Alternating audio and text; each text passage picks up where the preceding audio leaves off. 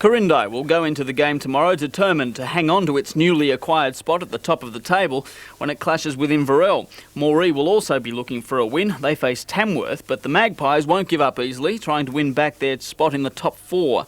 Narrabri takes on the City Jets, Gunnedah is up against Barraba, and the Pirates take on Walker. In Rugby League, the Group 4 competition will see a top-of-the-table clash between Wee Waa and West Tamworth. City plays Werris Creek and Gunnedah faces Narrabri. In Group 19, it will be an inter-town derby between Moree and Boomerangs. Tenterfield plays Inverell, YCW takes on Uralla, and Guyra is at home to Armidale.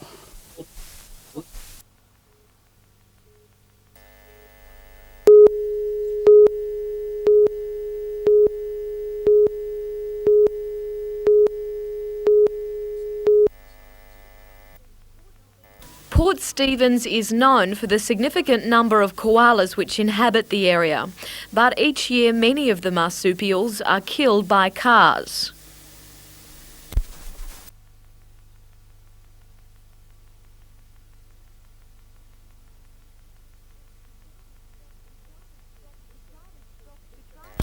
To try to stop the deaths, Port Stephens Council and the RTA are erecting special wildlife reflectors along Richardson Road and a section of Lemon Tree Passage Road. The reflectors have been used successfully overseas and for kangaroos in the central west of the state, but this is the first time they've been trialled on koalas. We're actually trialling it now during the koalas breeding season, because that's when most of them get hit. About 70% of the koalas hit on roads occur during the breeding season, which is from August through to December. The reflectors are positioned 20 metres apart on both sides of the road. As the car approaches, its headlights hit the surface of the device and the light is deflected into nearby bushland. The koalas are momentarily stunned by the light, allowing the traffic to pass before the marsupial resumes its journey. It's hoped the reflectors will save many koalas, like this little chap who was hit earlier this week. But his tale of survival is not an ordinary one. Don Barnett of the Hunter Botanical Gardens takes up the story.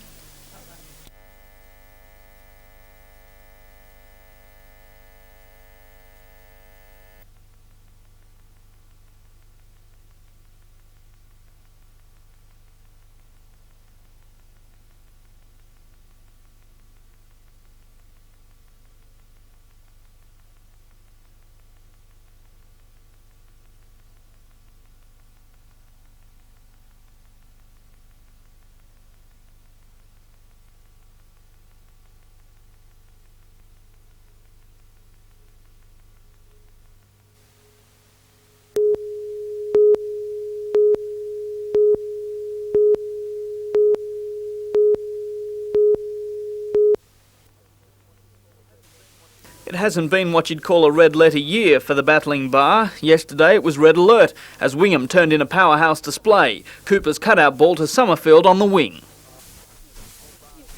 Old Bar's giant prop Dennis Bungie provided a flicker of resistance, lunging over from dummy half.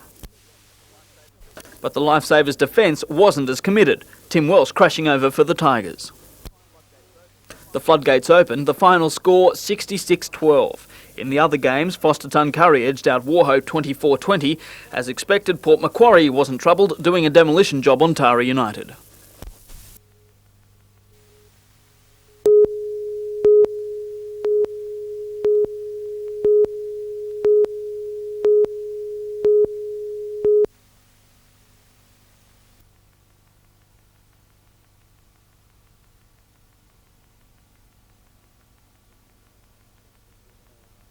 It's one of the more dangerous bars on the eastern seaboard of Australia. There's been a couple of people who have drowned out here over the years. A combination of shifting sandbars and strong tidal currents can make navigation of Swansea Channel difficult for even experienced skippers. But the Marker Boy system offers the safest track in or out yet. The red solar-charged cones replace the traditional leads or fixed markers on land. Kept on the right-hand side going out and on the left-hand side coming in, they help shepherd craft through a shallow 20-metre gap between rock shelves and sandbars. The system alone, though, doesn't guarantee safe passage. You've got to pay attention to the weather conditions. It doesn't matter what we put into place. If the skipper out there makes a wrong decision to try and run the bar in the wrong weather conditions, then he can come to grief. So yes, we must say the weather conditions at all times. Further upstream, the Public Works Department is deepening the entrance to Blackned's Bay, a haven for fishing boats and visiting craft. The work complements an overall management strategy for Lake Macquarie, which also includes a stocktake of available moorings.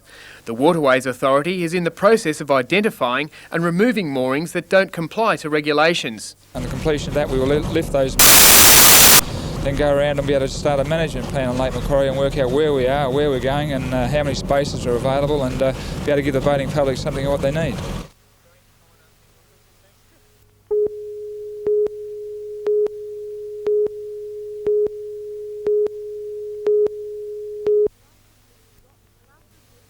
Classes were forgotten this morning at Boolaroo School as parents and their children met with Department of Education representative Tony Nagline. It was a heated and emotional meeting as they vented anger at a decision to relocate the school to Spears Point, while the impact of lead on the grounds is determined. Parents believe it's the first step in closing the school. The parents say all they want is a guarantee from the Education Department that the school will not close and classes will return to normal.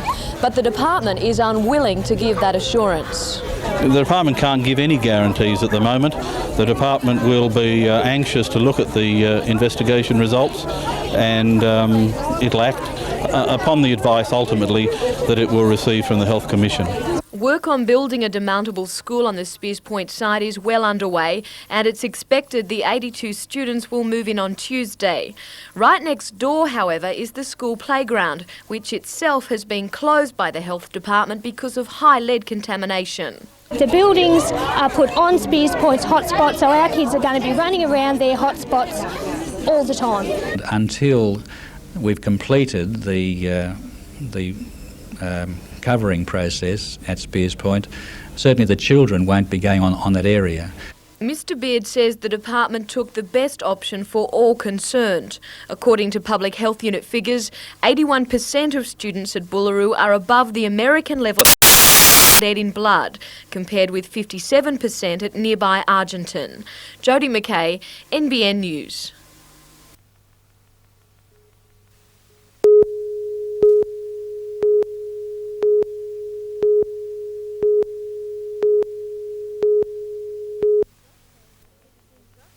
It's been just over 11 years since the first case of AIDS was recognised. Director of the Clinical Immunology Unit at the John Hunter Hospital, Professor David Sutherland, says medical science has made great progress since then.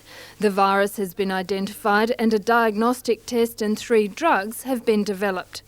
Although the professor believes a cure for AIDS won't be developed in the next decade, he says drugs will keep patients alive. It won't be too long before we have a drug which will maintain people well indefinitely. Won't get rid of the virus, but will keep it totally under control. Professor Sutherland says drugs will control AIDS in the same way insulin controls diabetes. In the long term, however, he believes a cure for AIDS lies in genetic engineering. They would be genes that suppress the virus, or they would be genes that caused the virus as soon as it was activated to destroy itself or the cell in which it lived.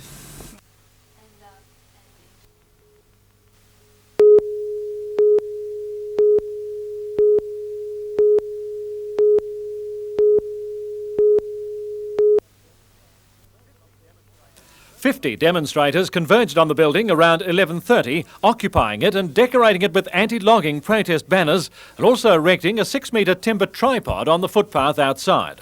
These people aren't average members of the community. They really are extremists and almost fanatical about their cause. They proved this morning that they'll stop at absolutely nothing to achieve their ultimate aims, which I guess is closing down the timber industry. 5 people who refused to leave the office were arrested. One of them had chained himself to a cabinet. They've been bailed to appear in court soon, charged with trespass.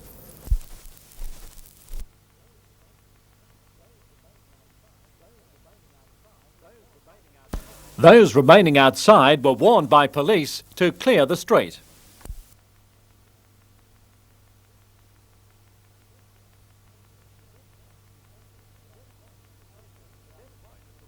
The demonstrators were protesting about the logging of old-growth forests, particularly in the Styx catchment and Mummel Gulf near Walker, which is currently blockaded by the North East Forest Alliance. NEFA says there are alternatives. We really need the public to come in behind us and demand of both governments a major job creation scheme, a major land rehabilitation scheme that involves reforestation, as I said earlier, principally on private land within the context of whole farm planning, and in a fashion that will diversify and strengthen rural economies.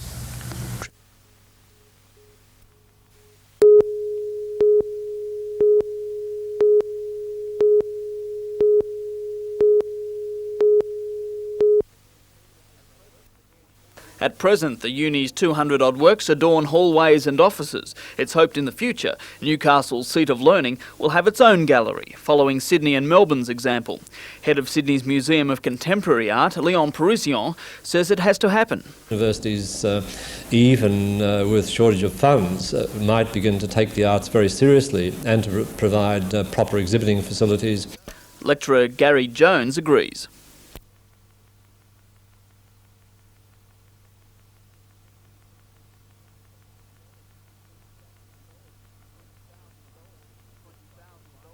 $20,000 has been set aside for buying works this year, money from the Vice-Chancellor's discretionary fund.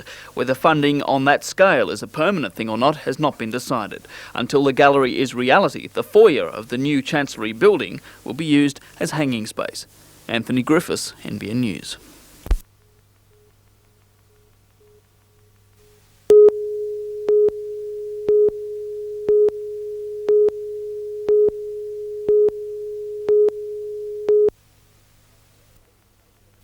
The heavy conditions and cold weather made for some spectacular racing for those brave enough to get their backside trackside. Several flips highlighted the mixture of pro drivers and the novices, claiming the only Peugeot in the field, as well as one of the two V-dubs entered for the 100-lapper. Contested over 5 heats, a semi and the final, the Tui's Enduro came down to a battle of 3. The eventual winner was Street stock sedan driver Shane Carlston in the number 25, from Gerard Green in 17, and Kevin Stewart was third.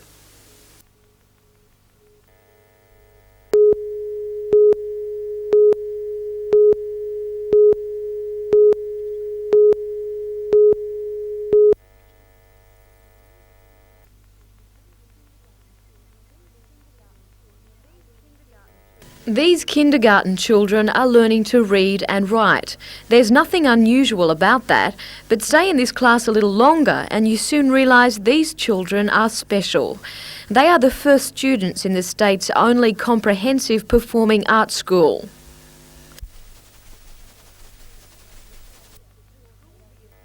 The school will be established at Broadmeadow next year. Until then, this class will attend Ties Hill Primary.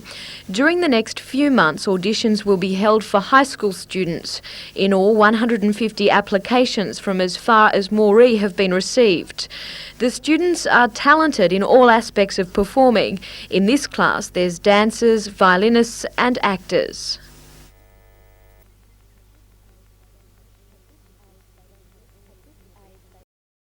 Age, they don't have any inhibitions and they're not self-conscious, and also if we can teach them to have the self-esteem to believe in what they're doing and believe in that what they are doing is valuable, even though it may be a little bit different to people to play sport, I think that will stand them in great stead for their future life as well. But while they're musically and dramatically gifted, these children are keeping their options open on a future career. When you grow up, what do you want to do? Be a teacher, be a scientist. The Department of Education has also announced the formation of primary classes for academically gifted students next year. Birraban, New Lambton, Ties Hill and Rutherford schools have been chosen. Parents and teachers in the region are being asked to nominate children from Year 3 onwards who they believe would benefit from being in a selective class.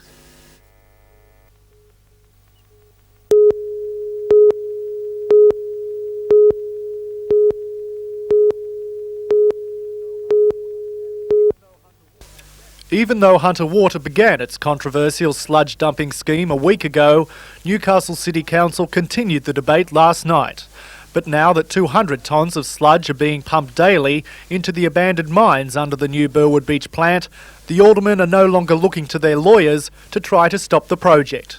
They gave us all the options we had. Every option we had is dear. If we lose, it's very, very dear. We've actually opted more or less to cooperate with the Water Board. That cooperation included Hunter Water Management addressing the council meeting about the mine disposal. The council is looking at having a representative on Hunter Water's committee, monitoring the scheme over its 2-year trial period and to help explore alternatives to the mine dumping. We've fought our fight. We've probably, it's going in over there, but okay, now the fight is to turn around and see as quick as we can use this stuff for a benefit for our country wherever we possibly can. Even the alderman who initially pushed the legal option to fight Hunter Water concedes negotiation has to be followed. That option is still available for the council to follow. What I have to consider as an alderman is the advice that the council is given by their lawyers and by the officers, and I have to weigh up my views in relation to that advice. Scott Bevan, NBN News.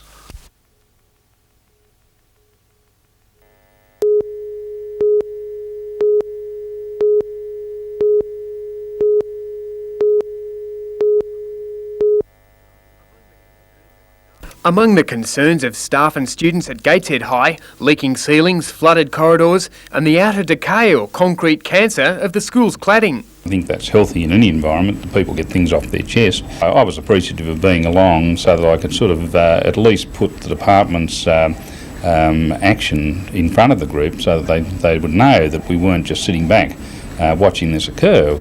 Teachers had taken to their own repair work, some calling the surrounds a depressed learning environment, others accusing the Education Department of prejudicial treatment, with funds being channelled to more well-off schools. I was a bit dismayed to find that reaction coming out of the meeting. There's been no agenda on the part of the Department of School Education or anybody else that I know of to make Gateshead High wait longer than other schools.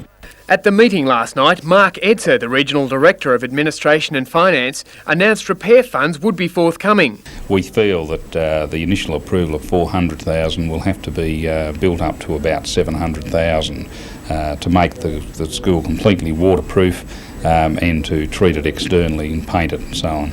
Work on the school's exterior should begin in October, but internal repairs will have to wait for further budget allocations. Andrew Lobb reporting for NBN News.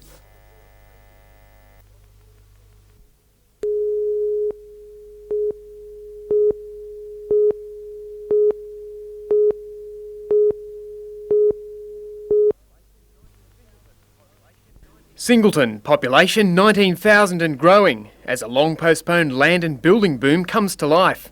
This year we're having the largest housing expansion we've had in our history. There's more building applications been approved in 1992 than there has been in any other time in our history.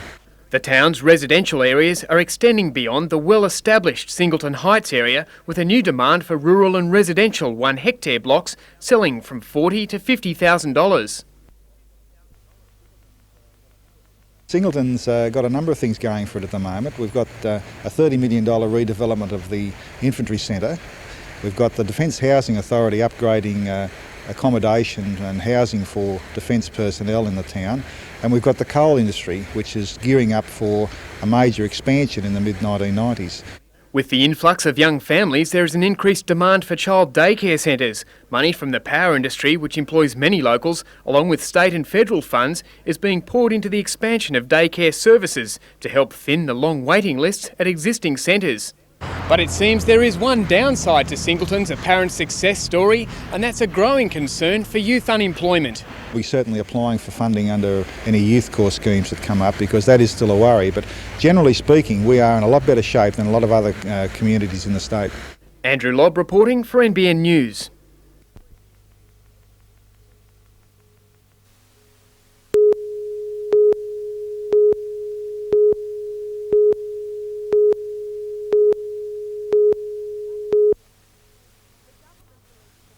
The government believes the former Ramsay fiberglass factory at Tomago is critical to New South Wales getting work on the Minehunter project.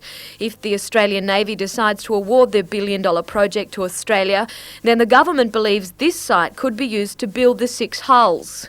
Dr John Saunders, head of the Department of State Development, says the government has spoken with the 6 tenderers involved and all have shown interest in the Newcastle site. With state government backing, Newcastle has a good chance of winning some of the work. But it's very clear that probably most of the consortia have looked at this site and the private sector is making that choice of preference and the government is responding to that. Dr Saunders also launched a joint initiative today between Newcastle firm Ganninons and American mining equipment manufacturer Waseda. This is one of 5 trucks assembled by Ganninons and Tari company Lansdowne Engineering. It's bound for Leamington Mine in the Hunter Valley. The 240-tonne trucks arrive in pieces from the US and are put together at Hexham. We feel that for our industry to succeed in Australia and to be here in the year 2000, we're going to have very strong international global links with the best technology available in the world. So just as with Waseda here for this type of product, with General Electric in locomotives, but these sort of global links are going to be crucial and vitally important if Australian industry is going to be surviving and flourishing in the year 2000.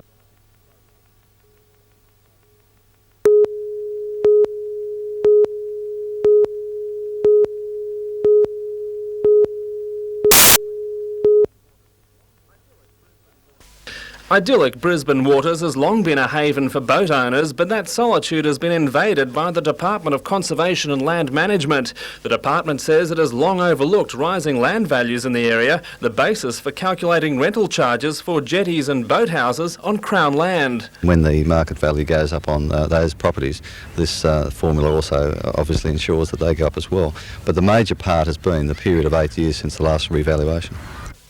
The increases vary. Hardest hit, Booker Bay, where rents will rise from $150 to more than $1,100 a year. And that's 700%, which does appear to be a rather large figure, but when you actually put it into dollar terms, it's $25 a week or $40 a week total.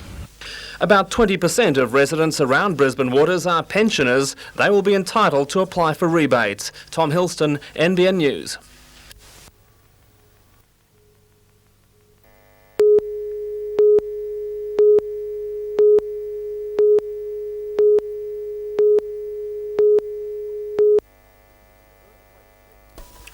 Earthquake scenes like these are embedded in the memory of the people of Newcastle. But to record the city's most dramatic event for future generations, Newcastle City Council called for tenders for the writing of a history book. But for tonight's council meeting, the Town Clerks Coordination Committee has prepared a report recommending no tender be accepted and that the earthquake history project be abandoned. The report says a responsibly cautious approach should be taken by abandoning the project because it poses potentially large legal risks to council. Those risks relate to pending litigation against the council over events rising from the earthquake. Despite those concerns, Independent Alderman John Tate believes the project should not be axed. I believe that all the mechanism is there and it's ready to go. We ought to get on with it. One project tenderer, Newcastle University lecturer John Turner, says while preparations can be done now, the time isn't right for undertaking a history of the quake. We must collect the views of the participants now before it fades, before we get recollection disturbed by the processes of time. But I think, yes, we do need more time as historians to consider it all and to think about it before we write the definitive study. If it's let go for another 5 years, for example, people's memories will become clouded. We won't get the crisp detail that would be available by doing it at this time. Scott Bevan, NBN News.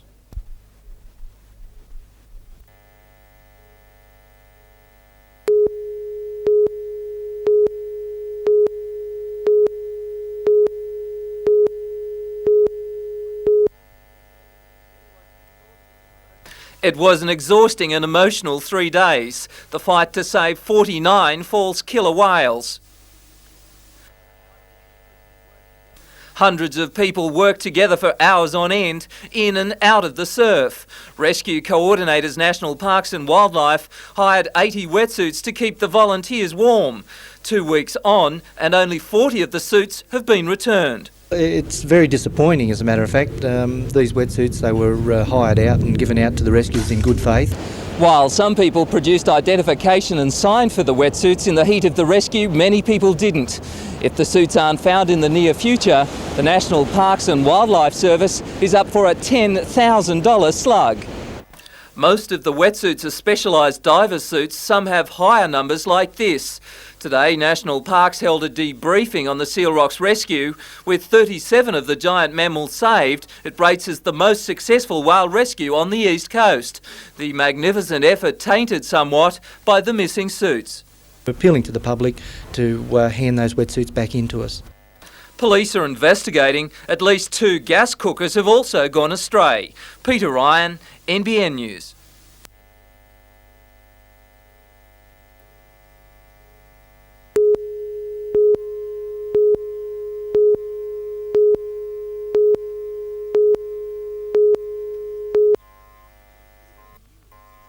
It's 14 years since the sea claimed 2 houses at Terrigal on the Central Coast. The heavy seas and the big storms of the past few weeks have eroded the banks in front of the block, and residents have watched as the sand just literally crumbles away. Tonight, tomorrow and the next day, the huge tides will pose a very real problem for the people who live not only here in Terrigal, but for those who live all along the north, central and south coast. The frantic efforts of those people, however, failed to teach us a lesson in coastal development. According to the Institution of Engineers study, there are no standards or codes of practice for the design and/or construction of foundations for domestic buildings in the active zone of the beach. The institution warns councils which have permitted such developments to go ahead after 1978 can expect to face heavy damages suits from affected homeowners. According to the institution, beaches from the Central Coast to Byron Bay and Lennox Head in Ballina have dune faces filled with all sorts of material. The study says this has resulted in severe degradation of the beach's amenities and increased the threat of erosion and damage to neighbouring developments. The institution has called on councils to establish siting and foundation requirements for beachfront buildings and take measures to fix existing erosion, which poses a threat to many beachfront homes.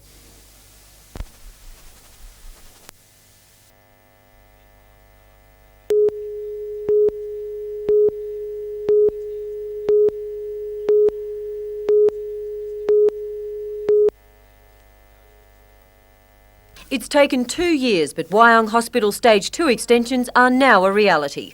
Costing almost $23 million, it includes 100 extra beds, 2 operating theatres, a maternity ward and a postnatal unit. Hospital management expects Stage 2 to be fully operational by mid-next year, which should stop residents from having to travel to Gosford to obtain these services, for example, having a baby. Opening the extensions today, Health Minister Ron Phillips said the state government's financial commitment is acknowledgement of increasing health needs in the area due to its growing population. Staff will be recruited to correspond with each section coming online. In total, there'll be an extra 400 jobs. Today's opening follows months of community concern about last-minute funding cuts and inadequate staffing levels. According to the Minister, these were unfounded. Those people were unfortunately stirred up for, I think, base political purposes, and that's unfortunate. The commitment was made a long time ago. A year ago, we're about freeing up money to bring to the Central Coast. Reinforcing state government's commitment to the hospital's future, the Minister also announced today a further $13 million in the recurrent budget for 1992-93 to cover running costs and staff recruitment.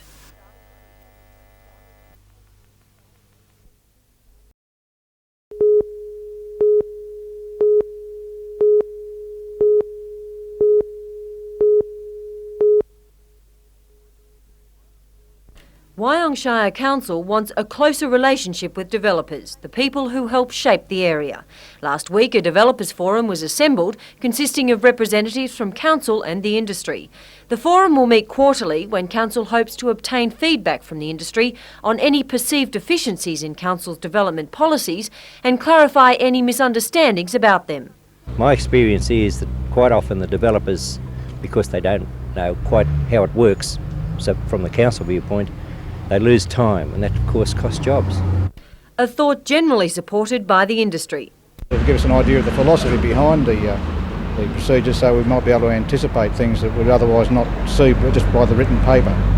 Alderman Sheridan says if industry comes up with more practical ways to streamline procedures, council's ready to listen. There's been a lot of discussion about the extent of contributions that have to be made by developers. Maybe some of those are unreasonable. If we can have dialogue about it, and if they can convince the council that they are excessive, certainly we'll do something about it. That could mean changing council policy. Catherine Lamond, NBN News.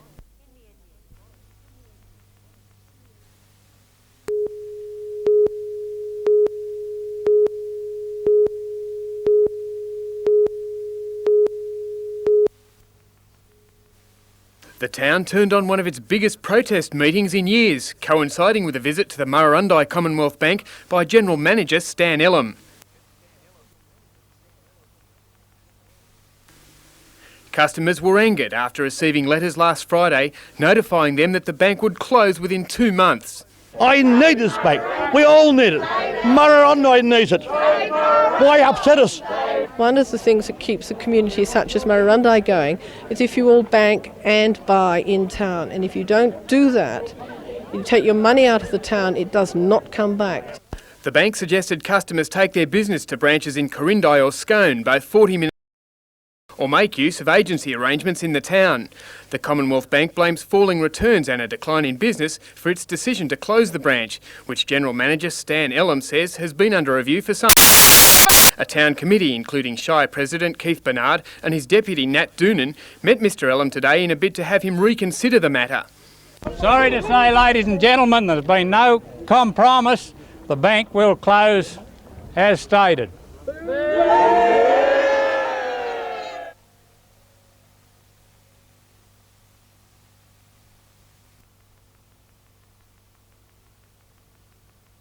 The decision has not been taken lightly. It's a culmination of a lot of research, and unfortunately, it's come to the stage where we must make a commercial and business decision. Despite the outcome of this afternoon's meeting, Murrurundi has vowed to fight on to save its bank. A community committee has reconvened to explore options to keep the bank open.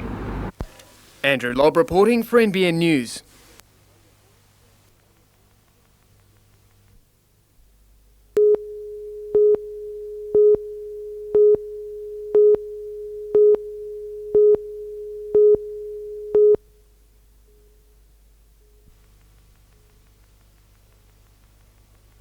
The glow of Olympic gold was shining in the Hunter for Matthew Ryan's brother Heath and his wife Rosie, who live at Lochinvar. But the toughest critics are often those closest to home. While they'd had a bottle of bubbly on standby last night as they settled in to watch Matthew compete, neither was about to let their hopes get the better of them. People had said, oh, he's going to win a gold. And I said, look, he won't win a gold, you know. Well, I didn't say he won't win a gold. I didn't go that far. I said, look, don't get excited. It's not over. It's not, you haven't got it until it's all over. After establishing himself on the Australian equestrian circuit, Matthew has spent the last 3 years doing it tough on a breadline budget and unbroken brumbies in England. Perseverance got him to the Games. His faithful mount, 15-year-old gelding Khyber TikTok, who Matthew had nursed through injury, took him over the rails toward gold.